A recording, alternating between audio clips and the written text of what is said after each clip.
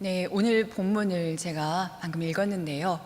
오늘 본문을 이렇게 들으시면서 또 눈으로 읽으시면서 하나님과 모세와의 대화 속에서 하나님의 심정이 어떤 심정인지 느껴지시나요? 하나님의 심정을 두 글자로 표현한다면 진노하시는 그러한 상황이 있겠습니다. 현재 하나님께서 이스라엘 백성을 향해서 진노하시는, 화를 내시는 그 이유가 무엇일까요? 7절 말씀을 통해서 짐작하실 수 있듯이 이스라엘 백성들이 우상을 만들어서 신을 섬겼기 때문입니다. 하나님은 모세를 시내산으로 부르셔서 언약을 세우시고 있는 상황입니다. 모세가 하나님의 부름을 받아서 시내산에 올라갔고, 그리고 또 한참 만의 시간이 흘러서 이 산에 머무르는 동안에 이 아래에 있는 백성들은 모세가 내려올 날을 하염없이 기다려야 했습니다. 모세는 40일을 시내산에 서 있게 되는데 이 시간 동안에 백성들의 마음은 무척 혼란했습니다. 모세가 오랫동안 산에서 내려오지 않자 술렁거리고 소란해지기 시작합니다. 아직 이들은 하나님과의 관계가 완벽하게 정립된 사람이 아니었고, 아직 그들은 지도자에게 의존적인 사람들이었습니다. 그래서 지도자 모세가 너무 오랜 시간 동안 자신들의 눈에 보이지 않자 마음의 안정, 마음의 평안을 잃어버리게 되었습니다. 급기야는 아론을 요청하여서 애굽을 떠나 낯선 땅에서 지내야 하던 그들의 불안한 마음을 진정시켜 줄 것을 요청합니다. 그래서 아론은 백성의 요구를 이기지 못하고 결국 백성들에게 금을 모아서 황금 송아지를 만들어내기에 이릅니다. 아론이 송아지상을 만들어 놓자 이스라엘 사람들은 이 신이 너희를 이집트 땅에서 이끌어낸 너희의 신이다, 우리의 신이다 라고 외칩니다. 그러자 아론이 이를 보며 그 신상 앞에 제단을 쌓고 내일은 여호와의 절기다 라고 선포하며 백성들에게 예배하게 합니다. 이스라엘 백성들은 이튿날 일찍이 일어나서 금송아지 앞에 번제와 화목제를 올려드립니다. 그런 다음에 백성들이 앉아서 먹고 마시다가 일어나서 흥청거리면서 뛰어놀습니다. 시내산에서 모세와 대화하시던 하나님께서 이러한 상황을 아시고 7절에 강력한 어조로 모세에게 이렇게 말씀하십니다. 너는 내려가라. 내가 애굽 땅에서 인도하여 낸 내 백성이 부패하였도다. 출애굽기 내에서 지금까지 하나님은 이스라엘 백성을 향해서 항상 내 백성이다, 나의 백성이다 라고 말씀을 하셨습니다. 이스라엘이 내 백성인 것이 하나님께서 이들을 애굽의 노예 생활에서 구원시키신 이 구원의 출발점이자 근거였습니다. 이스라엘 사람들이 애굽 사람들과 달리 하나님의 보호를 받을 수 있었던 것도 그들이 내 백성, 하나님의 백성이기 때문이었습니다. 그런데 하나님은 더 이상 내 백성, 나의 백성이라고 하지 않고 너의 백성, 내 백성이라고 지금 말씀하십니다. 그 이유를 8절에 설명하시는데요. 8절 말씀 보겠습니다. 그들이 내가 그들에게 명령한 길을 속히 떠나 자기를 위하여 송아지를 보아 만들고 그것을 예배하여 그것에게 제물을 드리며 말하기를 이스라엘아, 이는 너희를 애굽 땅에서 인도하여 낸 너희 신이라 라고 말했다는 것이지요. 그리고 하나님께서는 황금 송아지에게 신의 지위를 부여한 이스라엘 백성들에게 목이 뻣뻣하다라고 말씀하십니다. 이 개념은 농부들이 일을 하는 데 있어서 부리는 짐승들이 주인의 말을 듣지 않고 반항하면서 고집을 피우는 데서 비롯된 말입니다. 주인의 말을 듣지 않은 매우 불손한 짐승을 가리켜서 하는 말인데요. 모세를 통해서 이제 막 이스라엘 백성들이 본격적으로 하나님의 백성으로 살기 위한 계약이 체결되고 있는데, 이 황금 송아지 사건은 하나님과의 이스라엘과의 계약서에 잉크가 채 마르기도 전에 계약을 위반하는 것입니다. 그래서 하나님은 손수 만드신 2개의 증거판에 손수 새기신 글을 무용지물로 만들어버리는 이 목이 뻣뻣한 불손한 백성들에게 진노하십니다. 이제 하나님은 이스라엘을 나의 백성이 아니라 내 백성, 모세의 백성이라고 말씀하십니다. 내 백성, 나의 백성이다 라고 하나님이 말씀하시는 것은 이 하나님의 말씀 안에, 또 이 내 백성이라는 말에 하나님의 이름이 담겨 있습니다. 하나님의 임재가 표현된 말로써 이는 곧 하나님이 함께 하신다라는 그러한 의미입니다. 그러나 내 백성, 모세의 백성, 너희의 백성이라는 이 말은 하나님과의 관계의 단절을 의미합니다. 이스라엘의 죄로 인해서 하나님과의 관계가 단절되었기 때문입니다. 그러면서 하나님이 내 백성이라고 하시는 그러한 것은 자신의 임재를 하나님께서 함께 거두시는 표현이라 하겠습니다. 어찌 보면 내 백성, 이 내의 발음이 우리말로서 잘 구별되지 않습니다. 내 할 때는 약간 좀 위에 발음을 쓰고 내 할 때는 좀 하관을 많이 써서 한다라고 이렇게 찾아보니까 나오기는 하는데요. 이렇게 잘 구별하지 하기 어렵듯이 하나님께서 나의 백성이라 칭하지 않고 너희의 백성이라고 칭하는 이 별거 아닌 것 같은 사실로 보일지도 모르지만, 하지만 이것은 이스라엘 사람들에게 엄청난 운명의 변화를 가져옵니다. 애굽에서의 고통과 눈물을 들으신 하나님의 구원의 여정이, 구원의 축복이 더 이상 이스라엘 백성들에게 함께하지 않는다라는 것을 의미하기 때문입니다. 하나님은 하나님과 맺은 언약을 배신한 이스라엘 백성을 향해서 진노하시며 이스라엘을 아예 세상에서 지워버리시겠다고 선언하십니다. 하나님이 이스라엘과 맺으신 언약은 처음부터 조건적이었습니다. 그래서 이제 이스라엘이 조건을 어겼으니 당연히 멸망당할 수밖에 없는 것이지요. 하나님은 이스라엘을 진멸시키고 이제는 모세를 통해서 큰 나라를 세우실 거라고 말씀하십니다. 하나님께서는 이스라엘 백성들의 악함을 모두 진멸하심으로 멸하시고 신실한 모세를 통해서 새로운 하나님의 나라, 새로운 이스라엘을 이루어 가시겠다라는 것이지요. 하지만 이런 하나님의 뜻에 모세는 아멘이라 답하지 않습니다. 그간 이스라엘 백성들이 그의 마음을 얼마나 힘들고 불평과 불만으로 그를 괴롭게 했습니까? 현재 이 시점에 이르기까지 힘든 광야의 행진에 있어서 모세에게 힘을 주기는커녕 이스라엘 사람들은 모세를 곤란하게 하고 어렵게 한 적이 한두 번이 아니었습니다. 출애굽하기 전 애굽에 있을 때부터 모세의 말을 잘 따르지 않았고요. 홍해에 다다랐을 때 애굽 군대가 뒤를 쫓아왔을 때 이 백성들은 애굽 사람을 섬기는 것이 이 광야에서 주는 것보다 더 낫다라면서 모세를 원망했습니다. 가진 양식이 없고 마실 물이 없을 때마다 모세를 향한 원망과 비난의 소리는 매우 컸습니다. 하나를 보면 열을 안다고 그동안 이스라엘 백성들이 모세에게 보여주었던 이 모습들을 보면 이 백성들이 앞으로 쉽게 변화되기 어렵더라는 것을 모세도 예측할 수 있었을 것입니다. 앞으로 이들과 가나안에 이르기까지 얼마나 많은 시간을 모세도 마음을 상하면서 고통을 겪어야 하고 하나님 앞에 죄스러운 시간을 보내야 될지 이 모세도 사람인지라 생각하지 않았을 수 없었을 것입니다. 모세는 그간 이 백성을 다독이고 품어가면서 현재 여기까지 할 만큼 했다라고 생각할 법도 합니다.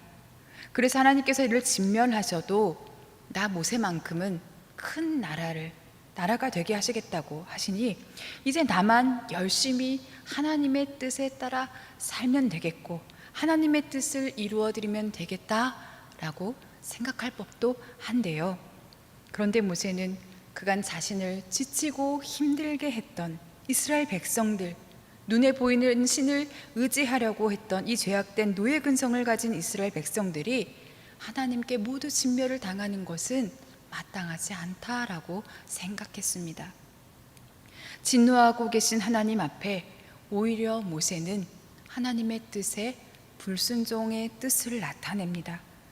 하나님의 사람 모세가 자신을 부르시고 하나님의 백성을 이끌어내는 역할을 맡기신 하나님의 이 말씀 앞에 어떻게 순종하지 않겠다고 말할 수 있었을까요? 그런데 모세는 11절에 이렇게 말합니다. 모세가 그의 하나님 여호와께 구하여 이르되 여호와여 어찌하여 그 큰 권능과 강한 손으로 애굽 땅에서 인도하여 내신 주의 백성에게 진노하시나이까. 지금 이들은 범죄한 백성들이지만 하나님 여호와께 모세는 간구합니다. 애원합니다. 우선 모세는 여호와여 어찌하여 주께서 애굽에서 인도하여 내신 주의 백성에게 진노하시나이까 라고 말문을 열면서 하나님께서 이스라엘 백성을 너의 백성, 너 모세의 백성이라고 말씀하시니까 모세가 다시 그 말을 뒤집어서 주의 백성, 당신의 백성, 하나님의 백성이라고 합니다. 하나님께서 모세에게 네 백성, 너의 백성이라고 말씀하신 이유는 이스라엘 백성들이 그가 했던 행위에 대한, 말에 대한 하나님의 불편한 마음과 심판의 의도가 담겨 있습니다. 이에 반해서 모세가 하나님께 내 백성, 주의 백성이라고 말하는 이유는 이스라엘 백성의 전체의 운명을 구원하기 위함입니다. 하나님께서 이스라엘 백성을 내 백성이 아닌 내 백성으로 다시 인정해 주시지 않느냐 하는 것이 이스라엘 전체의 생사 여부가 달려있기 때문입니다. 모세는 하나님께서 지금까지 이스라엘 백성을 향해서 항상 나의 백성이다, 내 백성이다 부르시고 이제 와서 내 백성, 너의 백성이다라고 부르시는 이 하나님의 진노를 막기 위해서 모세는 하나님 앞에 다음의 이유를 이야기하면서 하나님께 그 뜻을 돌이키기를 요청합니다. 하나님께서 이스라엘을 진멸시키면 안 되는 그 이유에 대해 모세는 첫째로 이스라엘은 하나님의 택함 받은 백성이기 때문이다 라고 말합니다. 둘째는 하나님은 이스라엘을 위해서 큰 구원의 능력을 나타내셨고, 셋째로 하나님이 이스라엘을 멸하신다면 애굽 사람들 사이에서 하나님의 명예가 훼손되기 때문이다 라고 말합니다. 네 번째로는 하나님은 이미 이스라엘의 선조들에게 하늘의 별처럼 많은 자손을 주시겠다라고, 그래서 하나님이 허락한 이 온 땅을 자손들의 영원한 기업이 되게 해주시겠다고 약속하셨으니 이스라엘을 멸망시키면 안 된다고 하나님께 말씀을 드립니다. 이 네 가지 사항은 그 어느 것 하나도 부인할 수 없는 역사적인 사실입니다. 지금 이 이스라엘 백성들은 하나님의 이름, 하나님의 임재의 역사가 뚜렷이 담겨 있기 때문에 이들을 모두 진멸시키는 것은 곧 하나님의 능력과 명예와 계획을 모두 훼손시키는 것임을 모세는 잘 알고 있었던 것입니다. 이렇게 합리적인 모세의 설득은 하나님의 뜻을 돌이키게 합니다. 하나님은 그의 말씀을 들어주셔서 이스라엘을 멸하지 않겠다라고 약속해 주십니다. 이스라엘의 범죄가 이스라엘 멸망시키기에 충분하지만 하나님은 모세의 간구에 귀를 기울이십니다. 그러나 하나님은 이스라엘 모두를 전멸시키겠다라는 그 심판의 계획을 취소하셨을 뿐 하나님은 이스라엘 백성의 행한 이 악을 완전히 용서하신 것은 아니었습니다.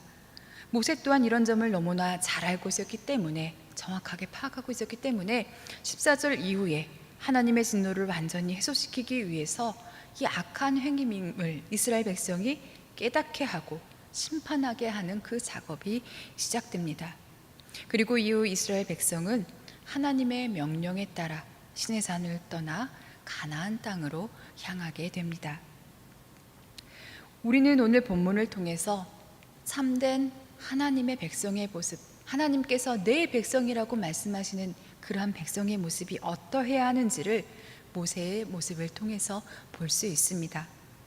모세가 이스라엘을 진멸하시려는 하나님의 뜻을 거슬러서 하나님을 설득하려고 하는 그 내용을 주목해 보면 모세는 자신의 안위보다, 자신의 유익보다 하나님의 계획, 하나님의 명예를 더 우위에 두는 사람이었다는 것을 알 수 있습니다. 또한 모세의 후손만을 통해서 큰 백성을 만드시겠다라는 말씀하시는 이 하나님의 뜻에 괴념하지 않고 이스라엘 백성을 살리려는 그러한 모습을 보여줍니다.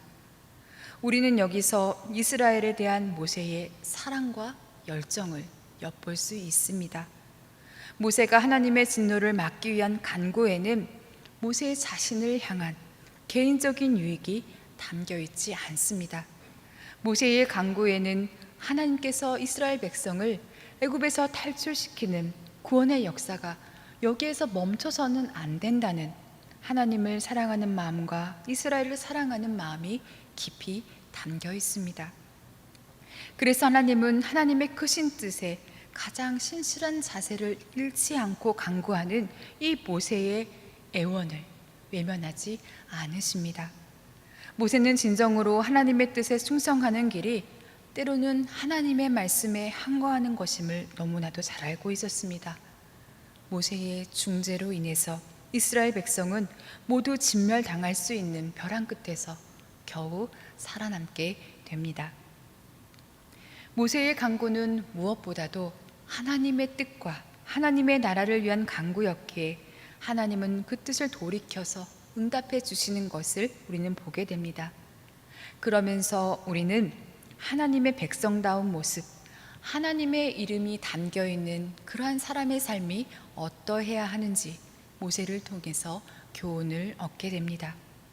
그리고 한편 하나님께서 내 백성, 너의 백성이라고 부르시는 이스라엘 백성의 모습을 통해서 하나님의 백성이 아닌 자의 모습, 하나님을 섬기는 것처럼 보이지만 하나님을 떠난 죄악된 삶을 사는 사람의 모습이 어떠한지를 또한 보게 됩니다. 오늘 본문을 통해서 볼 때 하나님의 백성이 아닌 사람의 특징은요, 첫째로 보이지 않는 하나님 대신에 보이는 신을 선택한다라는 것입니다. 보이는 신을 원한다라는 것입니다. 우리는 너무도 큰 것, 너무도 작은 것, 이런 것들을 볼 수 없는 눈을 가지고 있습니다. 너무 빠른 것도, 너무 느린 것도, 너무 높은 것도, 땅 아래 깊은 것도 우리 눈으로 직접 볼 수 없습니다. 그런데 우리 신앙인들도 너무 종종 크고 높고 깊으신 하나님을 내가 가진 지식, 내가 가진 경험, 내가 가진 사고의 틀 안에 하나님을 가두어 놓고 하나님을 보려고 합니다. 하나님의 모습을 틀 안에 제한시켜 놓고 인간의 생각을 더해 포장하여 가짜 하나님을 만들고 섬기고 있는 모습은 바로 황금송아지를 섬기는 이스라엘의 모습과 매우 닮아 있습니다. 보이지 않는 하나님을 보이는 세상의 물질로 대체하려는 시도들, 오늘 본문의 이스라엘 백성들처럼 결국 하나님이 아닌 엉뚱한 존재를 신으로 만들며 예배하고 찬양하게 되는 것입니다. 하나님께서 주시는 법은 안중에도 없고 귀하게 여겨야 할 가치를, 하나님 나라의 가치를 존중하지 않으면서 자신이 보기에 좋고 귀하게 느껴지는 것을 쫓아서 이리저리 휩쓸려 살면서도 하나님을 섬기기 위한 것이라고 말했던 이 이스라엘 백성들의 어리석음이 우리 안에는 없기를 간절히 원합니다. 둘째로, 하나님의 백성이 아닌 사람은 자신의 불안을 벗고 만족을 채우기 위해, 자기 만족을 채우기 위해 신을 찾는 사람입니다. 이스라엘 백성은 이곳에 이르기까지 구름 기둥과 불 기둥으로 하나님께서 인도하시고 보호하셨습니다. 그래서 하나님의 이끄시는 은혜, 함께 하시는 은혜를 경험한 사람들이 이스라엘 백성이었습니다. 그러나 이스라엘 백성은 자신들을 이끌어온 지도자 모세가 시내 산에 올라가서 오랫동안 그 모습을 보여주지 않자 불안해집니다. 이들은 모세가 자신의 신을 대신한다라고 생각했기 때문에 모세가 눈앞에 보이지 않자 눈앞에 보이는 신을 만듭니다. 그들은 황금송아지 우상을 만들고 그들을 구원한 신이라고 하면서 번제와 화목제를 드리고 먹고 마시고 흥청거리며 뛰놀았습니다.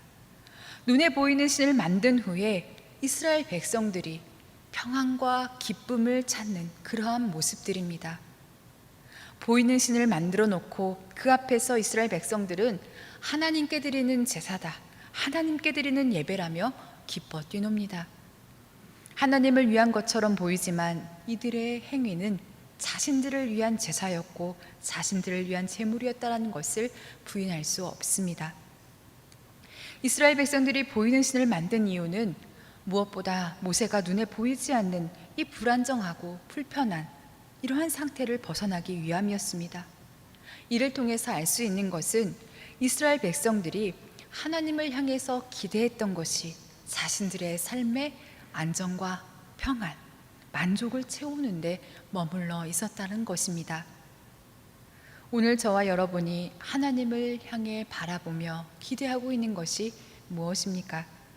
우리의 안정과 만족을 채워주는 하나님을 기대하고 있다면 오늘 우리의 모습이 이 금송아지 우상 앞에서 기뻐 뛰노는 이스라엘 사람들의 모습과 다르지 않겠습니다.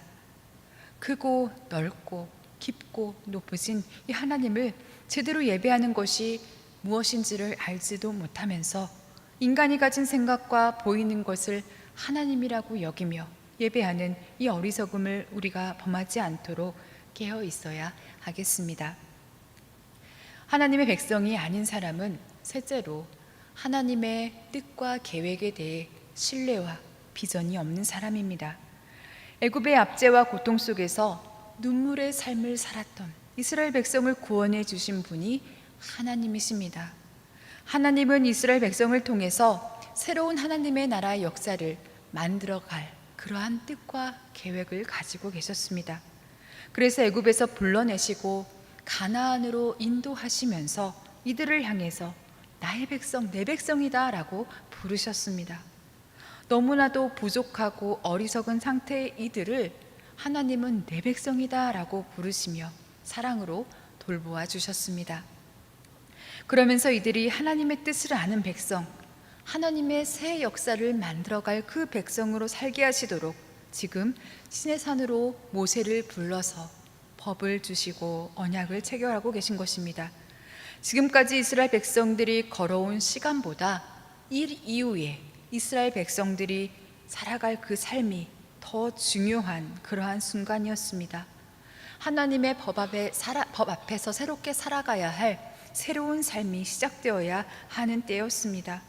본격적으로 하나님의 백성의 길을 걸어야 했고 그들이 가는 가나안 땅을 하나님이 계신 하나님의 나라, 하나님 통치하시는 그곳으로 세워야 하는 사람들이 이스라엘 사람들이었습니다. 그러나 이스라엘 사람들은 바뀌지 않았습니다.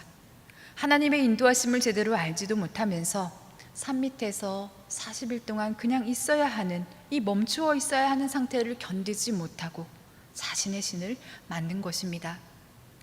하나님은 그래서 내 백성이 아닌 내 백성, 모세의 백성이라는 표현으로 참았던 화를 표현하십니다.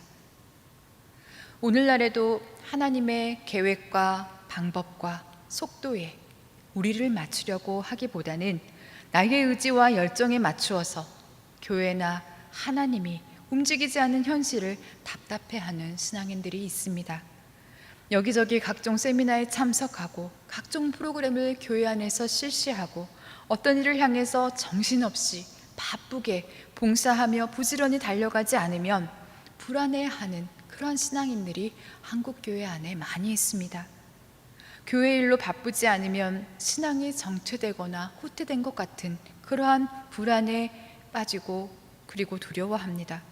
그러나 하나님의 크신 계획과 뜻을 기다리고 하나님의 인도하심을 바라지 못하면서 정작 내가 아는 신앙의 모습을 추구하려는 이러한 신앙의 모습은 하나님의 백성이 되지 못하고 자칫 자기 만족을 위한 신앙에 머무를 때가 많이 있습니다. 그래서 잘못된 것을 예배하기 쉽고 잘못된 것을 찬양하게 되는 것입니다.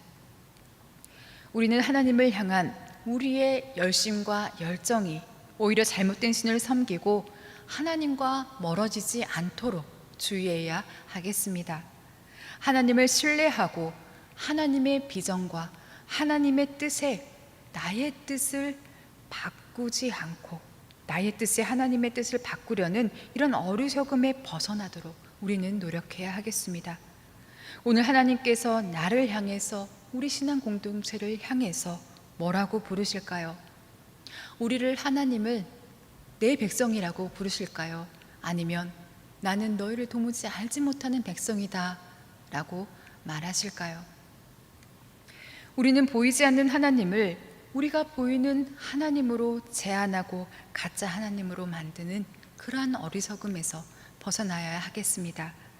그리고 하나님의 인도하심을 기다리지 못하고 불안해하며 자기 만족을 위해서 하나님을 찾고 예배를 하는 그러한 태도를 버리고 하나님의 뜻과 계획, 그 비전에 신뢰를 가지고 거기에 동참하는 그러한 신앙인이 되어야 하겠습니다. 이를 위해서 함께 노력하시고 기도하시는 우리 순천중앙교회 교우들이 되시기를 간절히 원합니다.